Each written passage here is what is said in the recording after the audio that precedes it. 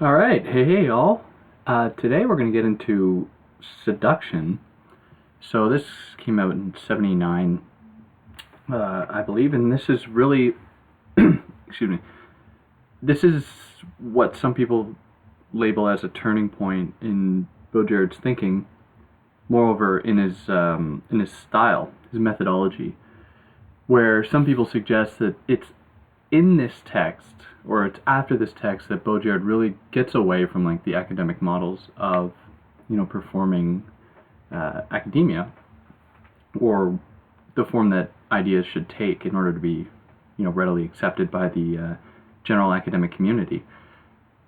But this, for my own part, I find this hardly to belong to such a camp.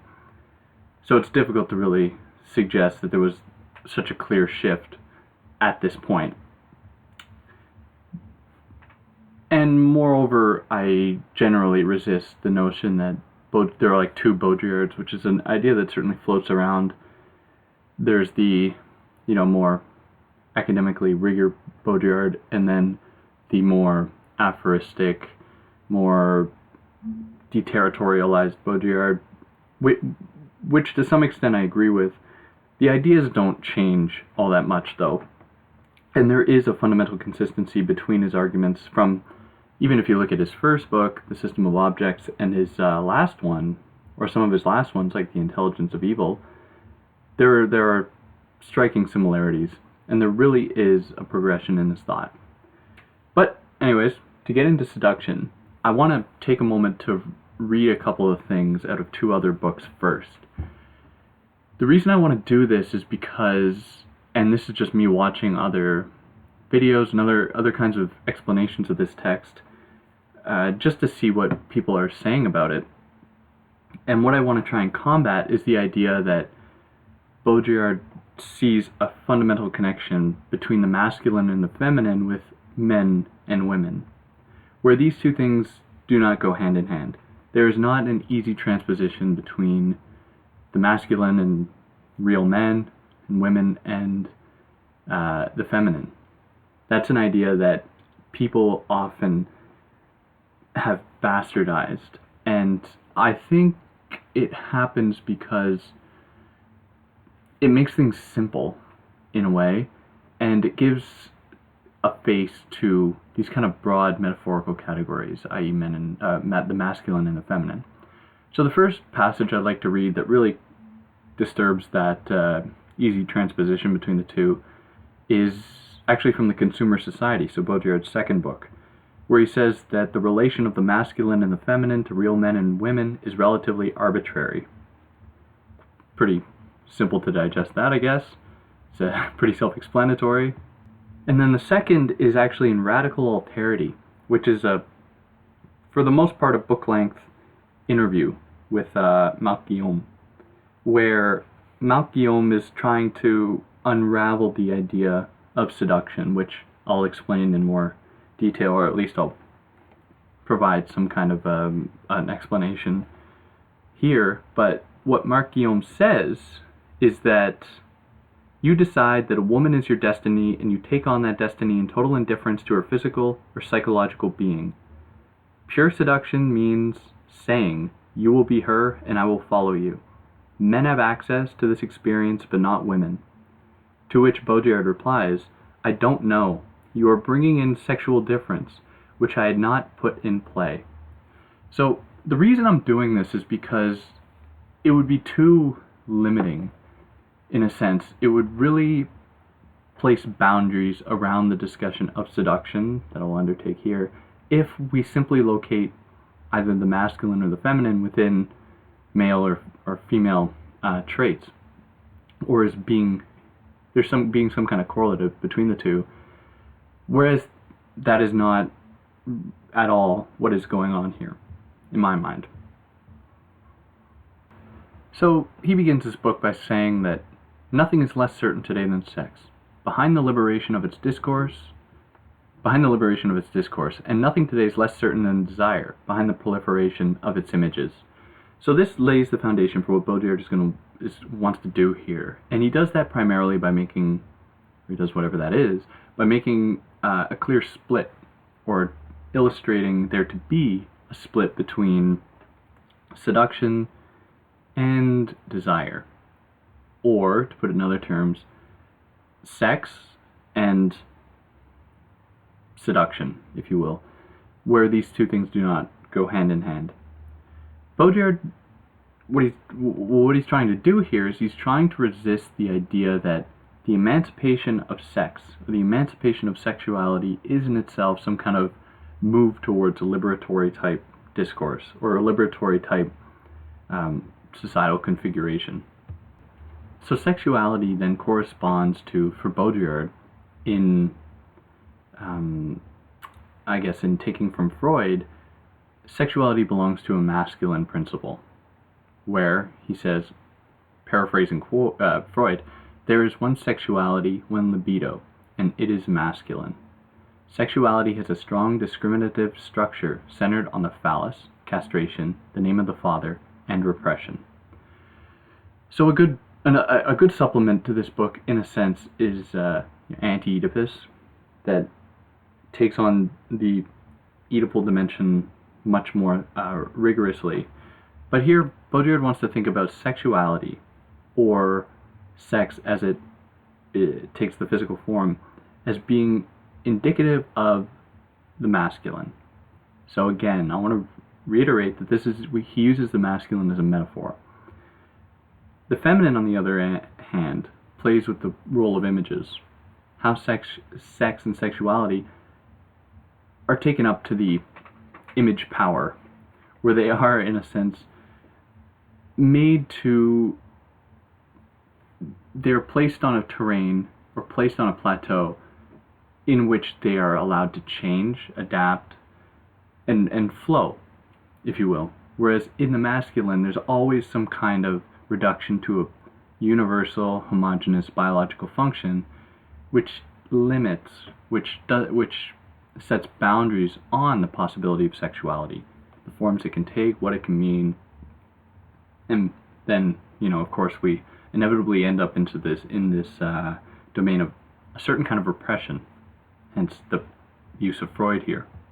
But very much following Foucault, or not so much following, but in the first volume of the History of Sexuality, Foucault says that in challenging the repressive hypothesis, it's not so much that there was this kind of all-prevailing discourse or counter-discourse to sexuality that hoped to see it become obfuscated, kind of sequestered under, a puritanical religious principle, but instead we actually saw this kind of explosion of sexuality, or discourse surrounding sexuality, which Foucault wanted to interrogate and ask, okay, to what extent does this explosion of sexuality not necessarily mark an emancipation, but actually open the door for different centers of power, the way they take the form of psychiatry, of, the clinic or whatever, that open up new forms of control over these new discourses around sexuality.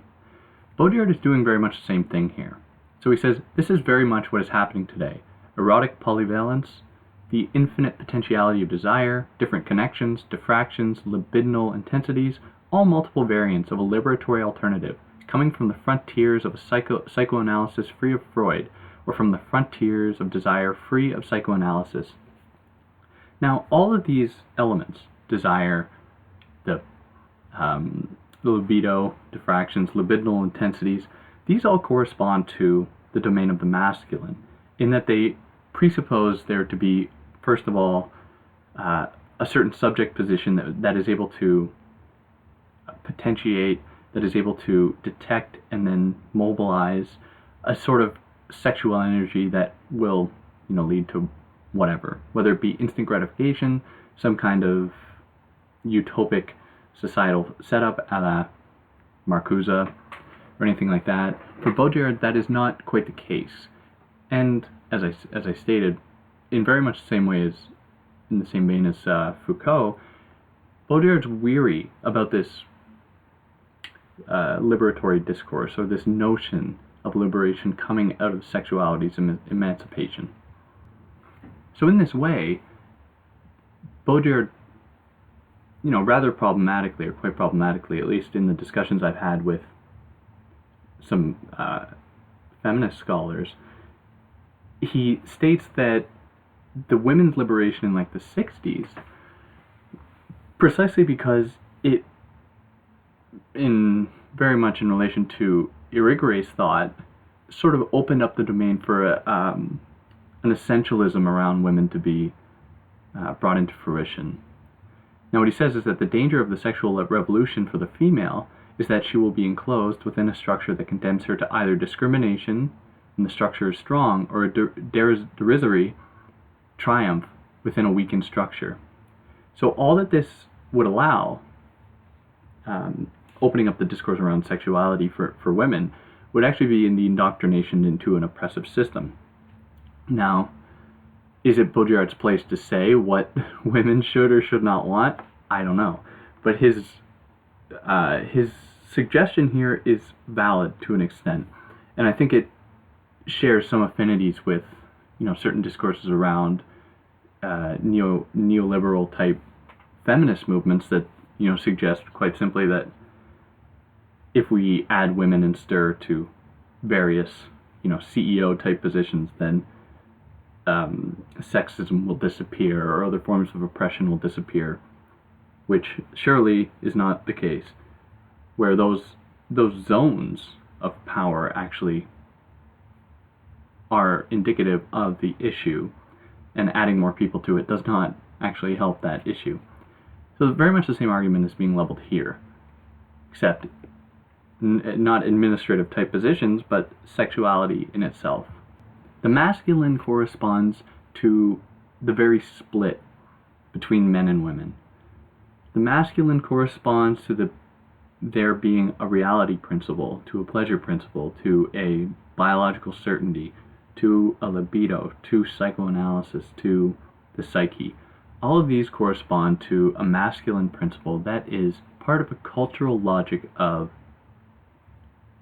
dissecting, of excavating, of performing, historical analyses that see at the very root of things an origin, that see a history, that see a fundamental truth. Whereas the feminine, rather, corresponds to the destructuration, the deconstruction, if I use that term rather loosely, of the binaries established by the masculine principle. So the deconstruction of, and again, I'm using that term really loosely, so please forgive me, of the masculine and the feminine, of the truth and falsity, anything of that sort. So the feminine for Baudrillard, then, he states, belongs to the realm of seduction, where seduction is what destabilizes any given system in favor of something else. So up until this point, up until Seduction, the book, the term Baudrillard would use was reversibility. Now this is an important detail, because reading his earlier stuff, there are components of a seductive principle, but he doesn't really use the term. It comes up here and there, but the term he uses is reversibility. So what it implies is that no given structure is in of itself a perfect, never-ending structure. It has embedded within it the very possibility of its undoing, i.e. in the form of reversibility. So in order to resist anything, and this is the gripe, one of the gripes that Baudrillard leveled against Marx, was that Marx didn't recognize the extent to which any given system can and will anticipate its antithesis by subsuming the very logic of that antithesis into its own ethos, if you will. So there isn't that necessarily that possibility of synthesis, but rather the maintenance of two very opposing ideas that actually perform to keep one another afloat, however difficult that might be to grasp. Where Baudrillard wants to almost see things crumble by their own force, precisely because they rely on a form of power. So again, if I reiterate one of his theses in Forget Foucault, is that there was once a time when, kings or tyrants would crumble precisely because they claimed to house a certain power. But now, in the almost equal proliferation of discourse and counter-discourses, we see the maintenance of these forms of power almost in the oppressive democratization of opinion, which is a difficult, it's an idea I struggle with, but I think it's what he's getting at here. So, sort of a digression, but that was the order in which, or that was the lexicon he was working with, kind of reversibility, destructuration, anything of that sort. That all gives way to seduction. And reversibility does come back in some capacity in his later work. And it's these two terms are two terms that he uses interchangeably at some points. Seduction's correspondence to the play of images, the play of signification, then places it in a certain realm. And by extension, the masculine, or power, corresponds to another realm. So what Baudrillard says is that seduction represents mastery over the symbolic universe, while power represents only mastery of the real universe. So in a sense, seduction then corresponds to signification, which implies a correlative to the symbolic rather reluctantly, but I will do it anyways. And then power, or the masculine, corresponds to a certain mastery of the real universe.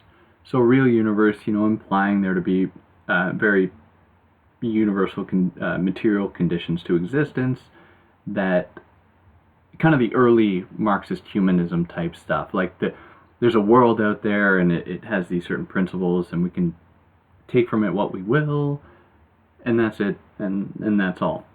Whereas Baudrillard, thinking back to symbolic exchange and death, wants to think about, in that case, exchange as not necessarily corresponding to some kind of economic principle, but how exchange can take on, using a rather broad term, a symbolic principle, where there doesn't seem to be some kind of law of equivalences or a certain logic to it, but how things can be exchanged without there being some kind of fundamental reason behind it, or one reason kind of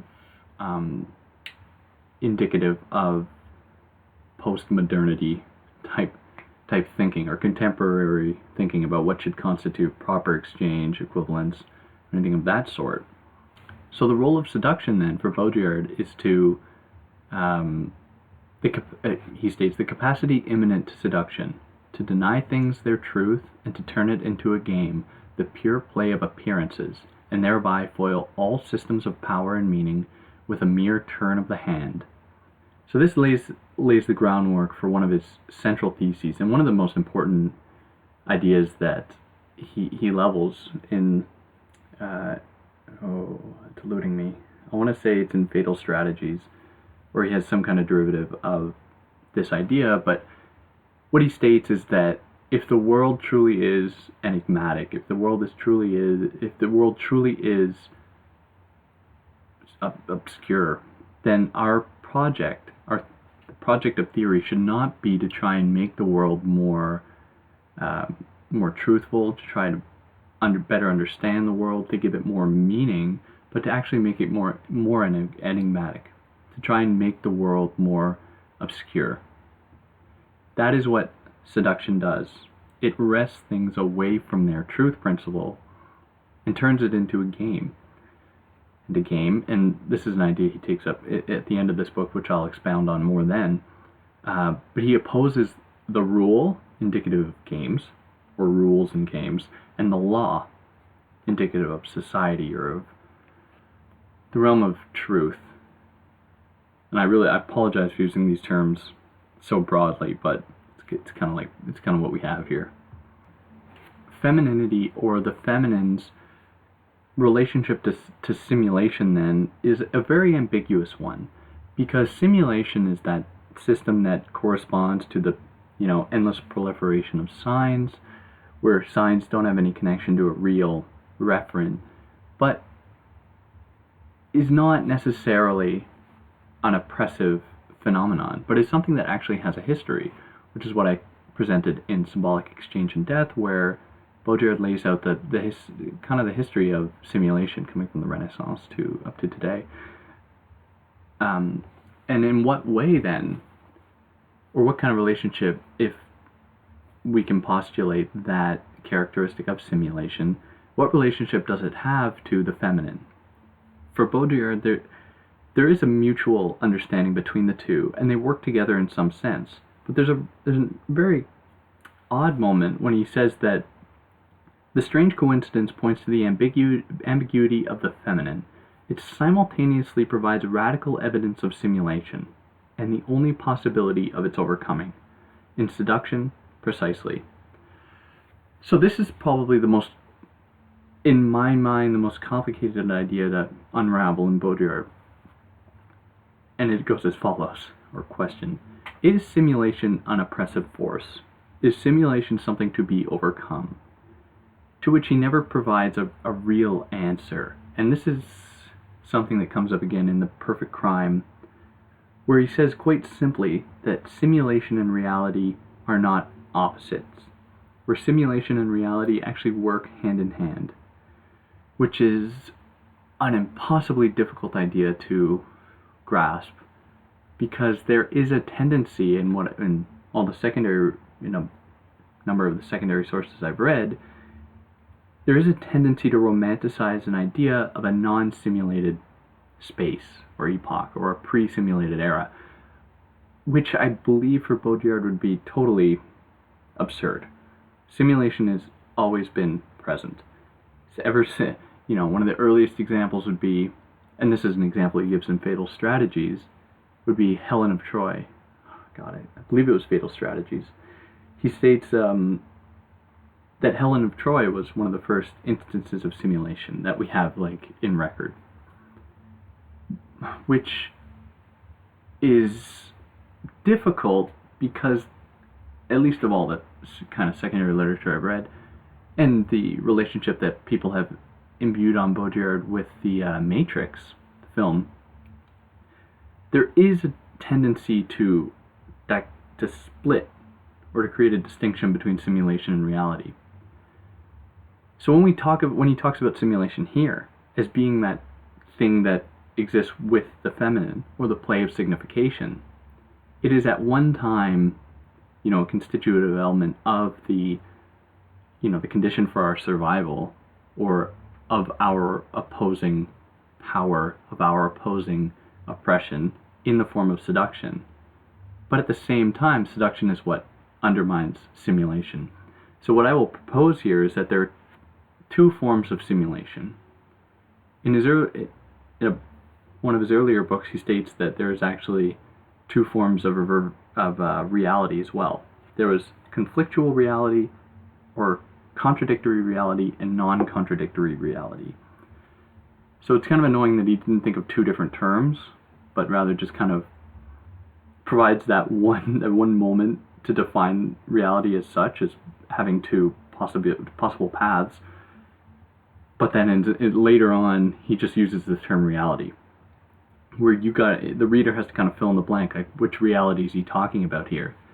And if we accept his suggestion, the one I just kind of paraphrased from The Perfect Crime, that simulation and reality go hand in hand, then I believe we can, by extension, apply that same logic to simulation, where there is contradictory simulation and non-contradictory simulation. So the one that he would be opposing here is non-contradictory simulation.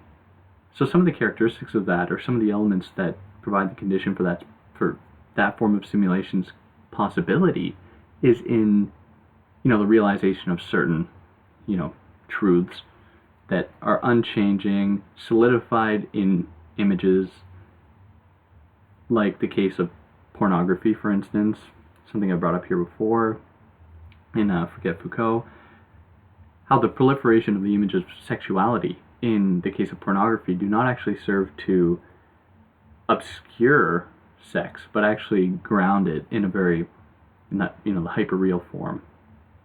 that would actually be, hyperreal would probably correspond to that, or be the term used to designate the non-contradictory simulation.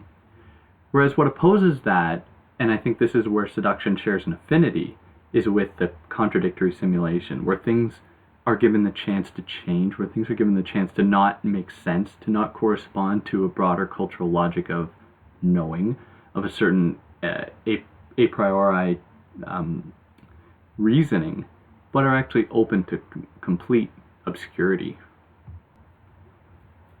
In this way,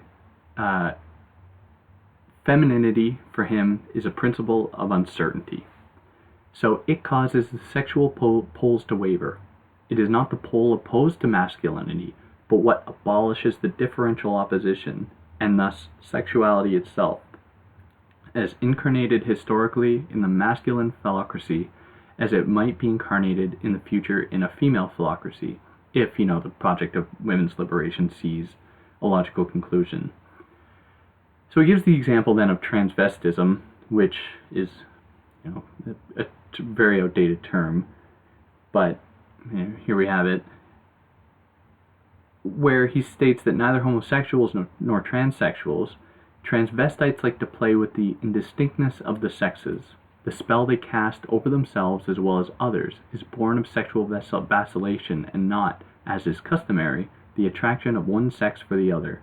So he uses this example to kind of illustrate the absurdity of the male-female split, right? How the two can very easily be overthrown, precisely because for Baudrillard, if we accept his thesis that simulation has a historical component to it, the only one of the primary conditions for the realization, or conditions of the possibility of there to be two different sexes, is by their occupying certain roles within the realm of signification, which is always up to change, which is always up to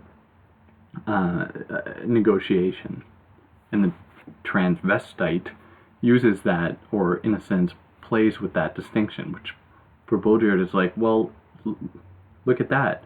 It's not as though there's some kind of fundamental biological connection between women wearing skirts or men wearing pants. Like that's an absurd distinction to make. So I'll take this moment then to kind of level my own grievances against the contemporary discourse surrounding, scientific, the scientific evidence pointing to the very fundamental distinctions between men and women, as though there's some kind of evolutionary impulse that makes, women dress a certain way because clothes are natural, I guess, or the existence of kitchens are natural. But that whole discourse, or the discourse surrounding that, at least in using Baudrillardian terminology, would correspond to that non-contradictory realm of simulation, where it would be wrong to simply input onto the technological era, or the realm of the virtual epoch, the designation of simulation, where simulation is, precisely because of its historical character, exists across time and space, and can then correspond to other institutions, as the one I just gave, like, the very unambivalent discourse surrounding scientific validity that is floating, it's burning through us like a wildfire right now. The position of women in a position of subserviency to men then is something that Baudrillard wants to challenge a bit, because he wants to remain faithful to his own lexical field here, and suggest that reversibility is something that cuts across everything. So to that he says, beginning with the exchange in primitive societies, stupidly interpreted as the first stage of women as object, all that we have been asked to believe, the universal discourse on the inequality of the sexes, the theme song of an egalitarian and revolutionary modernity, reinforced these days with all the energies of a failed revolution, is perhaps one gigantic misunderstanding. The opposite hypothesis is just as plausible, and, from a certain perspective, more interesting. That is, that the feminine has never been dominated, but has always been dominant. So the reason he puts this idea forward is because he sees a value being located in the realm of signification, where if we attach meaning to a biological imperative or a sort of libidinal type truth, we are opening ourselves up to the possibility of, being undone. We are essentially laboring under the illusion of a certain trompe l'oeil, of a game, of a idiotic play of kind of Descartes' demon thing. We are existing under, under an illusion, but the bad kind of illusion, because he brings up illusion in his later work that is a very good thing, but here I'll use the term as being a bad thing. Whereas the feminine, because it corresponds to the realm of signification, has a better relationship to things as they are, that is, as they present themselves in the form of images. So it is in that way precisely because it allows for the possibility of change, the possibility of a kind of rhizomatic being that is much more fruitful and much more liberating, if I'll use that term, than kind of occupying oneself with very basic truths that govern our existence and keep us within that some kind of territorial domain. Baudrillard goes so far as to say that the feminine is not just seduction, it also suggests a challenge to the male to be the sex, to monopolize sex and sexual pleasure, a challenge to go to the limits of its hegemony and exercise it unto death. And I love that idea. And we see it coming out in, if we were to isolate a certain culture and give them this idea of a fundamental truth, or fundamentals of truth that they would have to abide by, you would inevitably see a very, very quick destabilization of said truths in favor of either, total destruction or of the attainment of some kind of new singularity that would be precisely by its disavowing that initial truth would be predicated on a sort of lie, or would be so absurd that it would, what a fantastic potential. I wonder what that would look like. But it's interesting here. When Baudrillard performs this kind of reversibility, this classic Baudrillardian reversal here, suggesting that it is not as though men, so the masculine corresponds to this realm of truth or power because that is what they've arrived at, or the masculine has arrived at by some teleological principle, but they've actually been seduced into that position or kind of tricked into it by the feminine, by the unknown, as just another game to be played. I wish I had a better analogy. I wonder, there's a really great film that depicts this. It's one of the best kind of demonstrations of, or what I will call kind of a demonstration of seduction. And it's a South Korean film called The Wailing. It's a horror film. And without giving too much away, there's a moment, the film is shrouded in ambiguity where you don't necessarily know what is happening. You don't necessarily know who the bad person is or who the antagonist is. And there's a point at the end when, after all this energy is expended on revealing a certain person to be the bad person, they then change form, they then become, the embodiment of everything evil, in a sense. But it's still unclear whether or not they are the bad person. And I believe that to be a moment of seduction, because that person is not, it's not as though they fundamentally embody certain characteristics that place them in that position as being bad or whatever. But it is, they're being called into that position that places them there. It's them being, I guess, in a sense, seduced into that position. And by extension, they seduce the inspector's gaze to them. And there's this, it's just a very playful, yet terrifying subversion of the very clear distinction between, good and bad, very clear distinction between, evil and good. And it's really it's a great movie though. Really go watch it. But it's interesting to think about it in that way. I read seduction as, or what opposes seduction, power, pornography, the realization of these sort of drives. What they do, or they operate as a strategy, in my mind, a strategy against the principle of seduction through a certain compensation.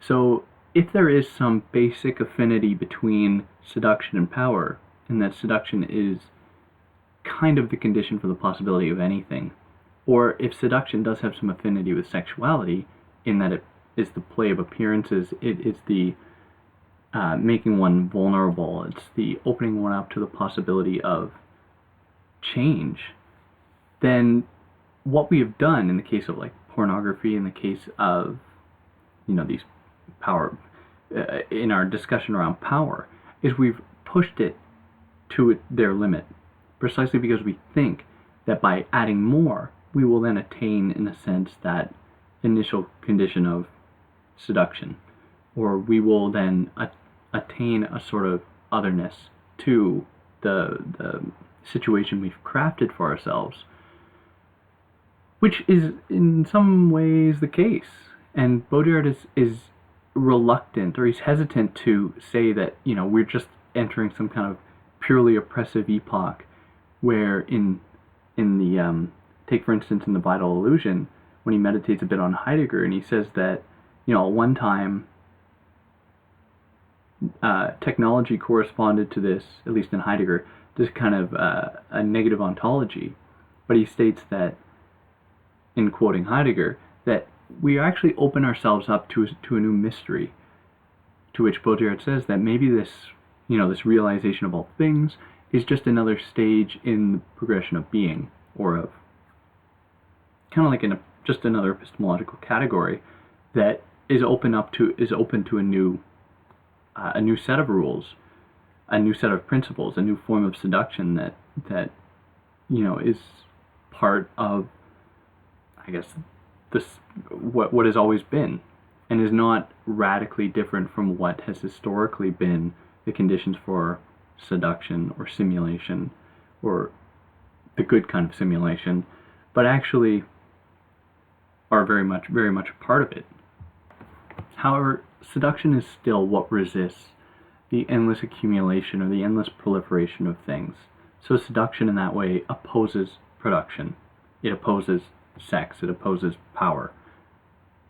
If, I maintain the clear distinction between such things. Because if we apply, the seductive principle to the seduction's antitheses, then we see the deconstruction or the destabilization of any such dichotomous, bifurcations, right? Or clear bifurcations, and therefore disrupt the seductive principle in itself, which is, this discourse is infectious. It's difficult to navigate, but it's interesting, because if seduction, coming out of a discourse around reversibility, is true to itself, then we also see its own demise embedded within its own being, right? It's ontologically predisposed to be undermined. And he says quite funnily that ours is a culture of premature ejaculation.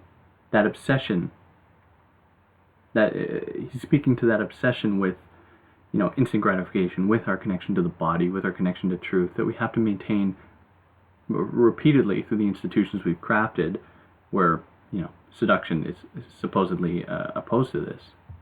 And he even goes so far as to say that increasingly all seduction, all manner of enticement, which is always a highly ritualized process, or a symbolic one, is effaced behind a naturalized sexual imperative, behind the immediate and imperative realization of desire, which is very interesting, because he sees very possibility of seduction disappearing, an idea that he is not consistent about at all. Seduction can, in Baudrillard's entire oeuvre, in his entire body of work, seduction can be simultaneously effaced, yet can also never be destroyed. It's something that's always already there. It's something that cannot be removed from, I guess, social organization in any way. It arrives on the scene as soon as, there is a thing called consciousness. There is a thing called being. And it's not it's not reserved, like in the humanist streams, to humans at all. It is something that exists in nature, it exists in the universe, it exists with the sun's distribution of light to the earth. These are things that all correspond to the law of seduction, supposedly, in that there's always a play between two things. There's always at least two things. I don't want to limit it by saying two, but there's always a giving and a taking that don't correspond to, our logic of giving and taking, or the law of equivalence, or the economic notions of exchange. So this suppression of seduction has led us to a point where the sexual has triumphed over seduction and annexed it as a subaltern form, or that thing that is kind of romanticized and fetishized, what we are trying to reattain without necessarily knowing it. So then he states that nudity will never abolish seduction, which seems like a contradiction to what he had just stated. And he continues, for it immediately becomes something else, the hysterical enticements of a different game, one that goes beyond it. So even here he's entertaining the idea that seduction is always already there, right? Even in the most realized zone, the orgy, in term he uses in The Transparency of Evil, or the realization of all desires, there's seduction still finds a place. What form it necessarily takes is difficult to grasp, precisely because seduction resists the idea of taking a single form. But it's always already there, and it's an idea, I sound like a broken record, I know, but I'm trying to get that notion across, because I really resist the readings of Baudrillard that, like in the case of simulation, suggest that there's very clear dichotomies to be established, which can then allow us to romanticize certain positions in time and space, where we weren't operating under the aegis of a certain oppressive principle of simulation or of power or whatever. And Baudrillard is clear when bringing up the actual plight of women throughout history that this was a very real thing. And for him, it simply corresponds to another strategy of power, of the masculine principle of wanting to know, that has historically inputted onto women this this image of sexuality, this image of desire, of seduction, that they have tried to oppress precisely because it's scary. A good example of this is, we think of Mary Shelley's Frankenstein, where, you have Victor Frankenstein constructing a monster to bypass women, right? Men can procreate too. We can skip the icky, yucky, unknowable type mysterious woman, and we can replace her with this new scientific form, which of course backfires. And in that way, Frankenstein is a really good example of how science sees its own end, right? How science actually always comes back, or that kind of displacement of a sort of universal high truth onto a certain domain in form of science or whatever, turns that back on itself. And the term he uses later on is its cannibalistic function. How these extreme forms of power always turn back on those that employ them. Baudrillard then turns his attention to Foucault once again, where he says in this rather long passage that this is why one must completely turn around what Foucault has to say in the History of Sexuality, Volume 1, while still accepting its central hypothesis. Foucault sees only the production of sex as discourse. He is fascinated by the irreversible deployment and interstitial saturation of a field of speech, which is at the same time the institution of a field of power, culminating in a field of knowledge that reflects, or inverts, or invents it. But from whence does power derive its somnambulistic functionality, this irresistible vocation to saturate space, if neither sociality nor sexuality exist unless reclaimed and staged by power? Perhaps power, too, does not exist unless reclaimed and staged by knowledge (in brackets theory), in which case the entire ensemble should be placed in simulation, and this too perfect mirror inverted, even if the truth effects it produces are marvelously decipherable. I didn't know that word was so hard to say. So he goes on. Furthermore, the equation of power with knowledge, this convergence of mechanism over a field of rule they have seemingly swept clean, this conjunction described by Foucault as complete and operational, is perhaps only the concurrence of two dead stars whose last glimmerings still illuminate each other, though they have lost their own radiance. In their original authentic phase, knowledge and power were opposed to each other, sometimes violently, as were, moreover, sex and power. But if today they are merging, is this not due to the progressive extenuation of their reality principle, of their distinctive characteristics, their specific energies? Their conjunction, then, would herald not a reinforced positivity, but a twin indifferentiation, at the end of which only their phantoms would remain, mingling amongst themselves, left to haunt us.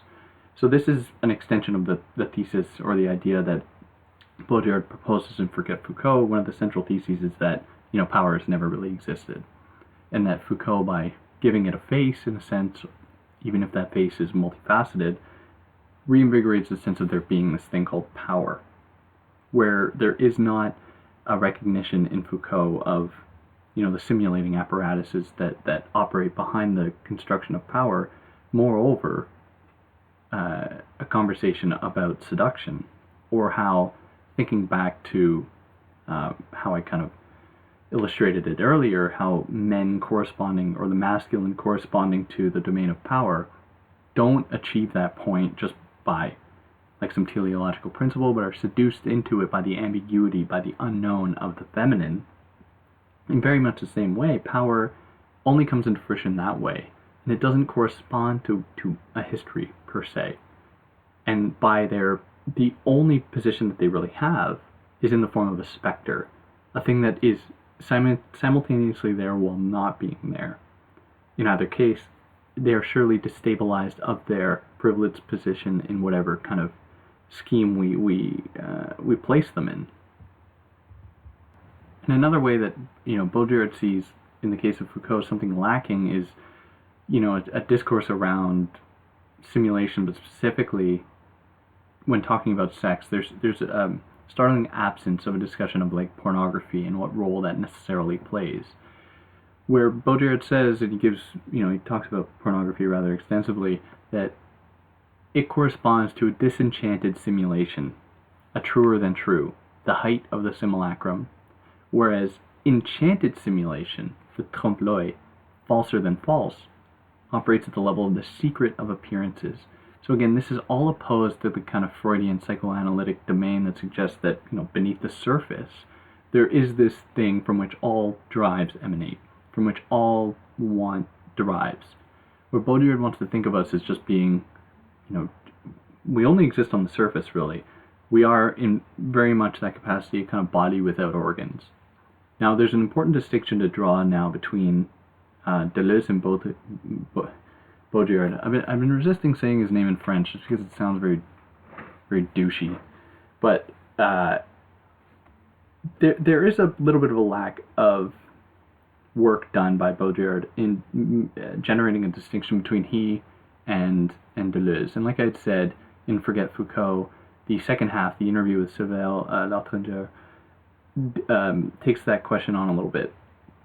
But whereas Deleuze in A Thousand Plateaus with Guattari really call for, deterritorializing oneself, like craft new space for yourself, make something for yourself that is outside of the, territorial domain of like the construction of the face that grounds you or something like that, in favor of this kind of rhizomatic intensity or these possibilities.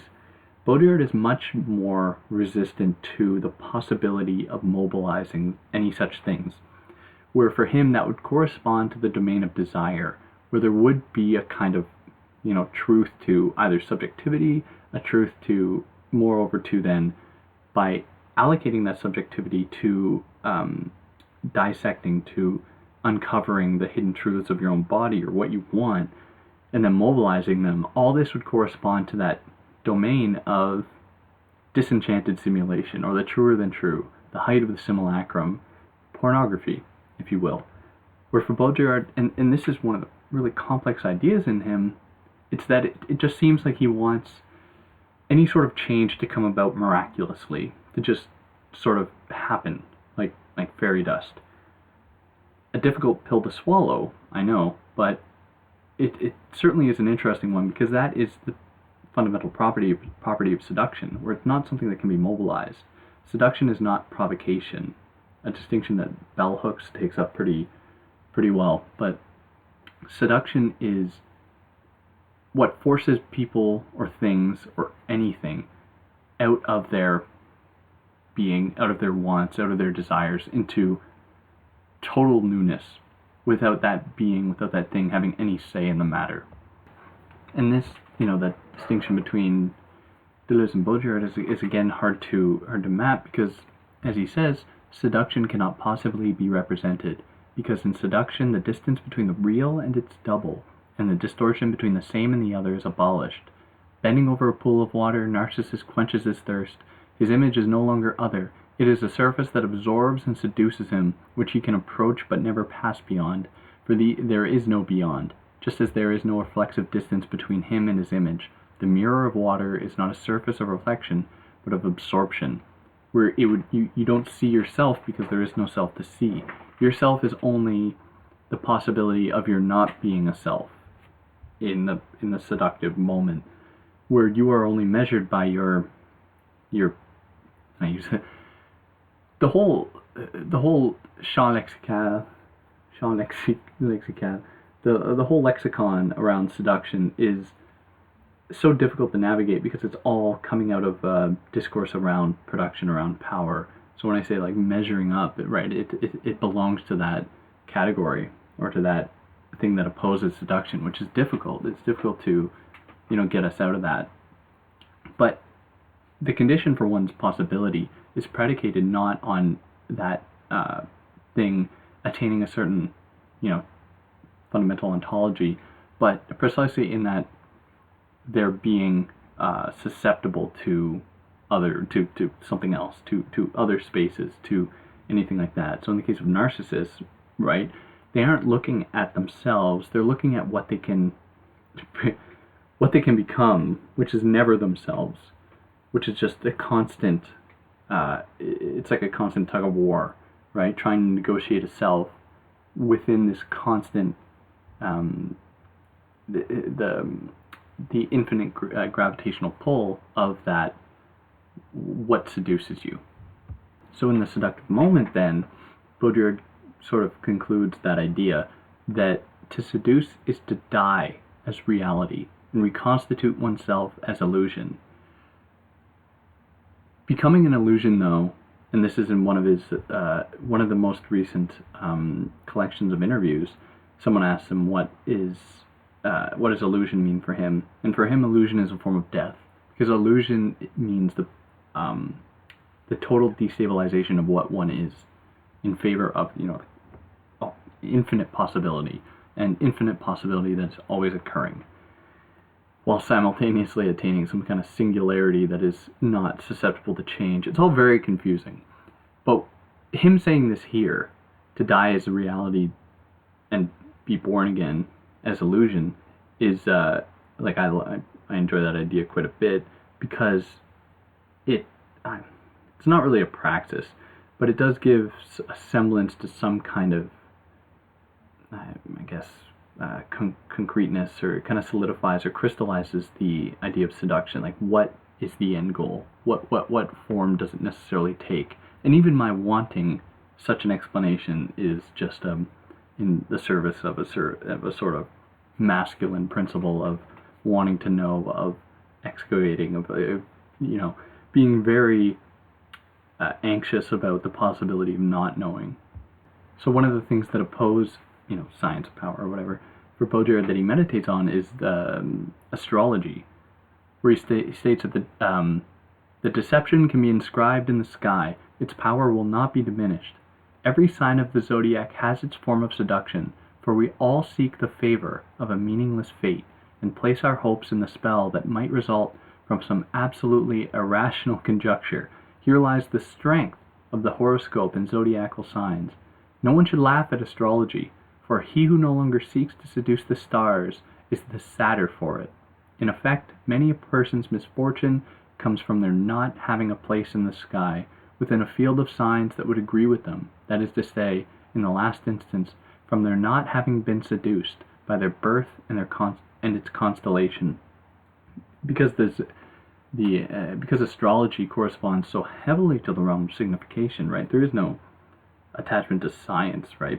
People who are, high prophets of like the scientific discourse scoff at astrology as being this thing that has no sense, doesn't correspond to a general logic of scientific observation and deduction, so therefore it has no meaning. When, we know full well that our, even science is predicated heavily on the construction of stories, on the construction of certain elements that allow for the condition of its possibility.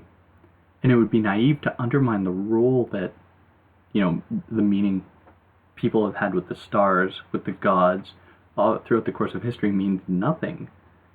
But for Baudrillard, he very much aligns that with seduction as being that which opposes, or one of those things that oppose, the high humanistic standard associated with a material imperative that it grounds everything in the earth or the body or whatever, and turns to the cosmos in a sense, that turns to something exterior to us that is always, precisely because, simultaneously because of its geographical distance from us, but also because of its impossibility of really conceptualizing the magnitude of stars.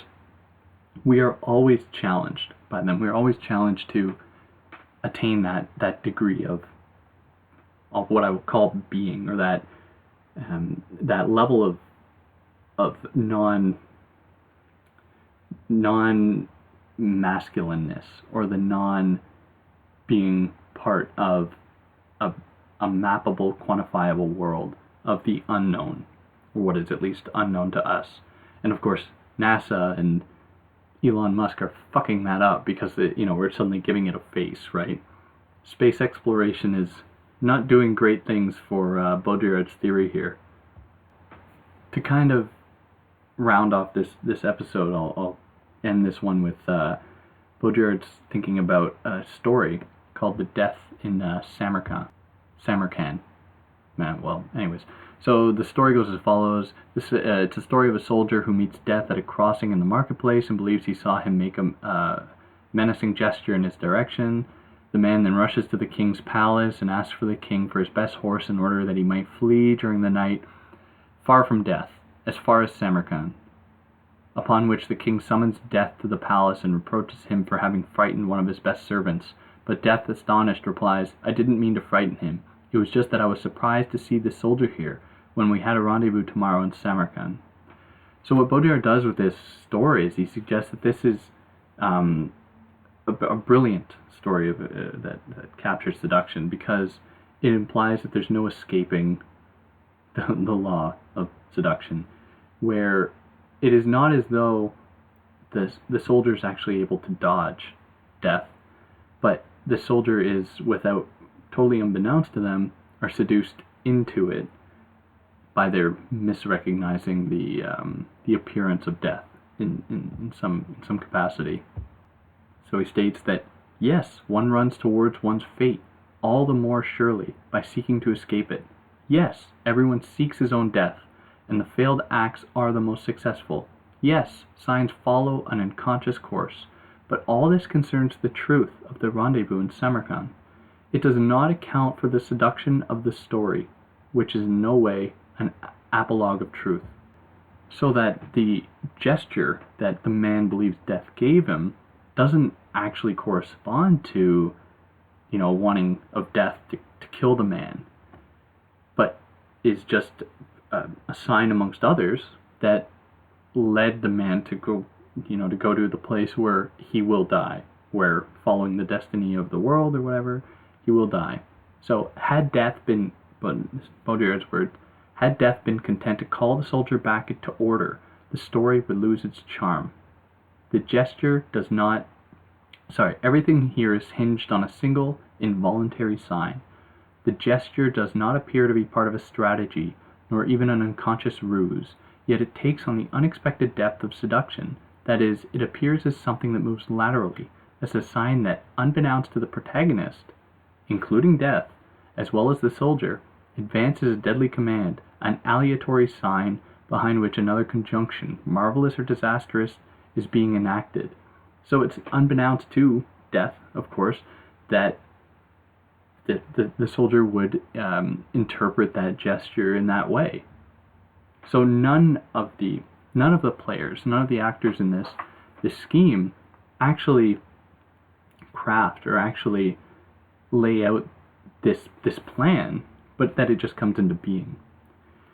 So there is a sort of determinism present in Baudrillard in this way, where you can't necessarily escape from your destiny, and how, any sort of belief that you have command over it, like the soldier does in this situation, is just another trompe-l'oeil, right? You are simply just being thrown back into the game. You can never escape that sort of destiny that wrests you away from your own command of yourself, of your being, and then puts you into the realm of the unknown, right? The realm of signification that doesn't necessarily have any clear connection to truth, but can nevertheless elicit very real effects. So it's on that note that I'll end here about midway through Seduction, and I'll have to continue this in the next one, which will probably only be in a few weeks. I'm going away for a while, but I hope that was interesting and helpful.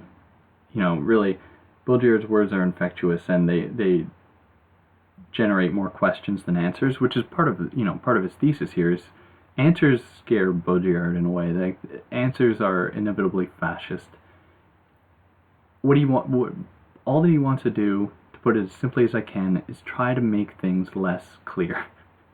He wants things to correspond to enigmatic principles that can't be mapped or quantified in any sort of recognizable way, which is really, that's what I love about him. But at the same time, it makes me furious. But anyways, for those of you that listen this far, thanks a lot, and I'll see you next time.